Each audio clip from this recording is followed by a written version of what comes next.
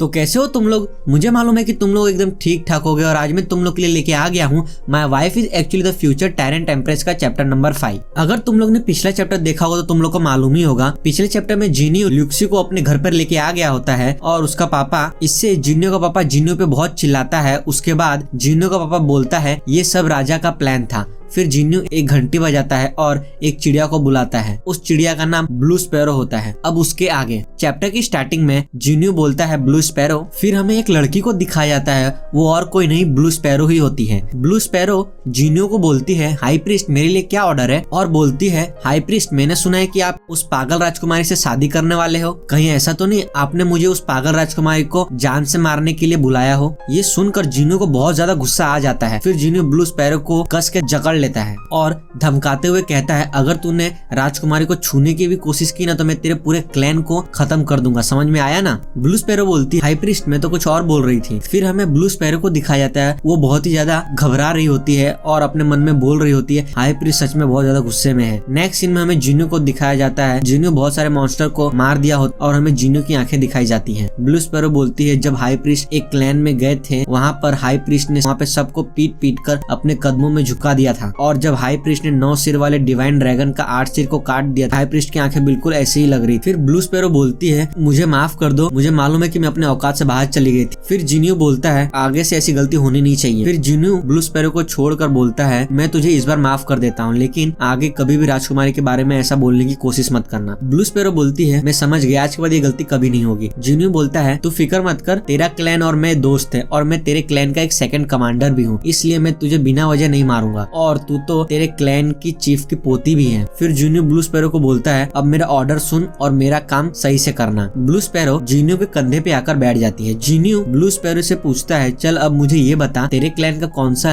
Elder है जो इस राज्य के बिलीवर का लीडर है। यहाँ पे बिलीवर का मतलब होता है जैसे कि कोई लोग किसी को अपना भगवान मान लिए होते हैं और सिर्फ उसी की पूजा करते हैं। ब्लू स्पैरो बोलती है 9वें नंबर के एल्डर है जो सब बिलीवर के लीडर है। जिन्नू बोलता है कौन सा 9 नंबर का एल्डर। नेक्स्ट सीन में हमें एक बुक को दिखाया जाता है और ब्लू स्पैरो बोलती है इस राज्य में बहुत से सिपाही हर वक्त पहरा देते रहते हैं, इसलिए 9वें नंबर के एल्डर की जिम्मेदारी थी कि वो इन सब बिलीवर को काबू में रखे, क्योंकि 9वें नंबर के एल्डर किसी भी जगह पे बिना किसी को मालूम चले आराम से जा और आ सकता था। लेकिन जब से हाई प्रीस्ट हमारे क्लैन के कमांडर बने तब से 9वें नंबर के एल्डर ने अपना इस्तीफा दे दिया था, लेकिन जो कोई बिलीवर थे उन सब का नाम इस बुक में लिखा हुआ होगा। फिर जिन्नू बोलता है तो क्या इस राज्य में जितने भी बिलीवर हैं वो मेरा ऑर्डर मानेंगे क्या। फिर ब्लू स्पैरो बोलती है आपका ऑर्डर तो उन लोग को मानना ही होगा। फिर जिन्नू बोलता है ये तो अच्छी बात है, फिर हुआंग योरोंग का नाम जरूर उस बुक में होगा। ब्लू स्पैरो बोलती है हुआंग योरोंग जब 9 नंबर के एल्डर इस राज्य में आए थे तब सब बिलीवर में से सबसे ज्यादा होशियार ये हुआंग योरोंग ही थी। फिर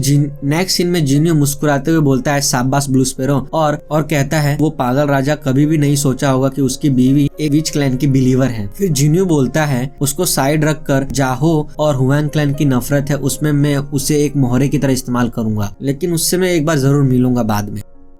फिर जिन्नू ब्लू स्पैरो को बोलता है क्या तूने मेरा जहरीला कीड़ा लाया है जो अभी बहुत छोटा है। ब्लू स्पैरो बोलती है हाँ मैंने लेके आई है। फिर ब्लू स्पैरो अपने मुंह से वो कीड़े को उगल कर निकाल रही होती है। नेक्स्ट सीन ब्लू स्पैरो ने उस कीड़े को बाहर निकाल दिया होता है और वो बहुत ज्यादा गंदा लग रहा होता है। ये देख कर जिन्नू को भी होश उड़ जाते हैं कि वो कितना घटिया तरीके से उस कीड़े को लेके आई है। फिर जिन्नू अपने मुंह पे हाथ रख लेता है क्योंकि उसको ये सब देखकर उल्टी आ रही होती है और बोल रहा होता है अभी मैं इसे नहीं खा सकता। ये बात सुनकर ब्लू स्पैरो उस कीड़े को फिर से अपने मुंह में रखने जा रही होती है और बोलती है अगर आपको अभी इसका काम नहीं है तो मैं इसको फिर से अपने मुंह में रख लेती हूँ। और फिर ब्लू स्पैरो जिन्नू को बोलती है सब काम हो गया है, अगर हाई प्रीस्ट को मेरी जरूरत होगी तो मुझे याद जरूर करना। नेक्स्ट सीन में हमें उस नौकर को दिखाया जाता है जो ल्यूक्सी को लेके गया होता है। वो नौकर बोलता है राजकुमारी अब मैं जा रहा हूँ। फिर हमें ल्यूक्सी को दिखाया जाता है, वो पागल होने का नाटक कर रही होती है और वो नौकर अपने मन में बोल रहा होता है जैसा अफवाह मैंने सुना था बिल्कुल वैसा ही है, राजकुमारी एकदम सुंदर है। ल्यूक्सी अपने मन में बोलती है लगता है वो आखिरकार चला गया, और कहती है राजमहल के अंदर बहुत सारे सिपाही हर वक्त पहरा देते थे और मैं कितने सालों से पागल होने की एक्टिंग कर रही थी और मैंने बहुत सारे मैजिकल डिवाइस को इकट्ठा भी कर लिया था, लेकिन वो गधा नालायक मुझे अचानक से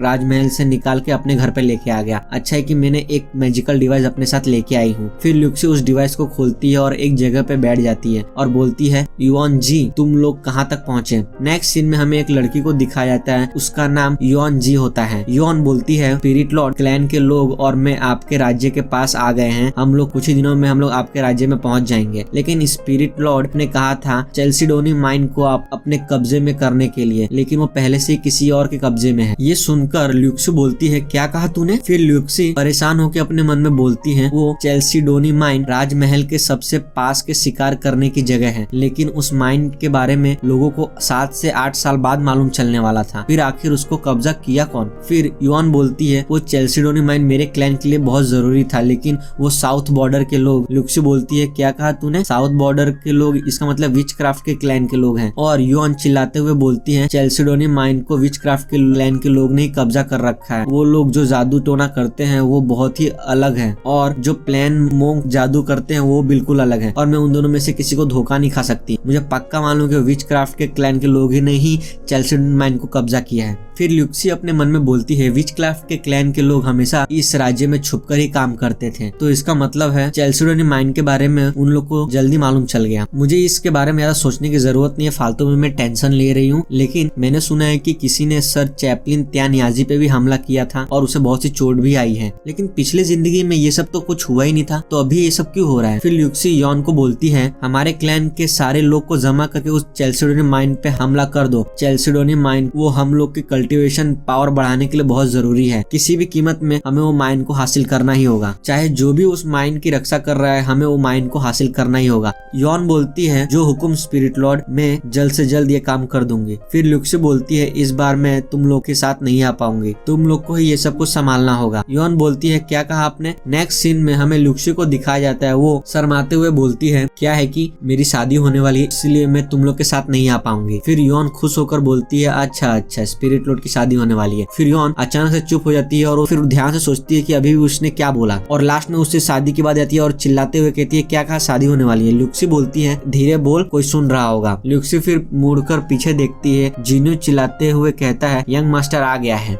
जिन्यू ल्यूक्सी को देखता है, वो कुर्सी पे बैठी हुई होती है। फिर जिन्यू ल्यूक्सी के पास चला जाता है और ल्यूक्सी के मैजिकल डिवाइस को उठाते हुए बोलता है मुझे मालूम है कि तू बहुत सुंदर है, लेकिन तुझे हर बार अपने आप को शीशे में देखने की जरूरत नहीं है। फिर जिन्यू उस मैजिक डिवाइस को देखकर बोलता है इस आईने में तो कुछ भी खास नहीं है, मैं तुझे इससे भी अच्छा आईना लाके दे दूंगा। ये बात सुनकर ल्यूक्सी मुंह फुलाकर बैठ जाती है और बोलती है ये मेरी मम्मी की आखिरी निशानी है। ये सुनकर जिन्यू वो मैजिकल डिवाइस ल्यूक्सी को दे देता है और बोलता है मुझे माफ कर देना, मुझे पता नहीं था। फिर हमें ल्यूक्सी को दिखाते हैं, वो खुश होकर अपने मन में बोलती है जैसा सोचा था ये वैसा ही है, ये बस नालायक निकम्मा होने का नाटक कर रहा है। और जिन्यू को बोलती है कोई बात नहीं, मैं तुझे माफ कर देती हूँ। ल्यूक्सी इतने प्यार से बोलती है कि जिन्यू के सीधे दिल में तीर लग जाता है। फिर जिन्यू बोलता है तूने अभी तो कुछ खाया नहीं, क्या तुझे ये सब पसंद नहीं आ रहा क्या? फिर ल्यूक्सी बोलती है मैं तेरा इंतजार कर रही थी। जिन्यू ल्यूक्सी को बोलता है तू मेरा इंतजार क्यों कर रही थी? नेक्स्ट सीन में ल्यूक्सी प्यार से बोलती है क्योंकि हम दोनों पति और पत्नी है इसलिए, और मैं तेरे साथ खाना खाना चाहती थी। फिर हमें जिन्यू को दिखाते हैं, उस पे बहुत सारे प्यार भरे तीर लगे होते हैं। अपने मन में बोलता है इतना प्यार मैं संभाल नहीं सकता। फिर जिन्यू अपने आप को संभालते हुए कहता है मुझे याद आया आज रात तो लालटेन फेस्टिवल है। नेक्स्ट सीन में जिन्यू ल्यूक्सी को गुलाब देते हुए कहता है तू कभी राजमहल से बाहर नहीं निकली ना, तो कैसा है कि तू मुझ पर एक एहसान कर दे। ल्यूक्सी उस गुलाब के फूल को ले लेती है और शर्माने लगती है, और खुशी से उसके दिमाग के अंदर ज्वालामुखी फट रहे होते हैं और सुनामी भी आ रही होती है। और हमें ल्यूक्सी को दिखाया जाता है ये बात सुनकर उसको चक्कर आने लगते हैं, उसकी आंख घूम रही होती है, कुछ बोलने वाला लड़खड़ाने लगती है बोलते समय, और अपने मन में चिल्लाते हुए कह रही होती है कि मुझे डेट पे जाने के लिए पूछ रहा है। और इसी के साथ ये चैप्टर यहाँ पे खत्म होता है। अगर आप लोग इस चैनल पे नए हैं तो चैनल को सब्सक्राइब करना बिल्कुल मत भूलना, और साथ ही बेल आइकन दबा देना।